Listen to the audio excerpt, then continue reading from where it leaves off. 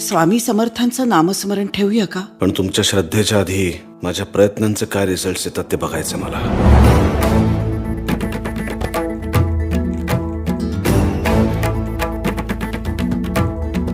वेदनेच्या गावातून आलो तुझी या पायी,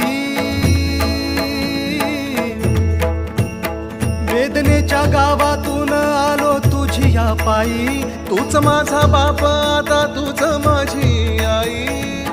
चिरंजीव झाला माझा जन्म होता मर्त्य, तुझे नाव घेता आला जगण्याला या अर्थ.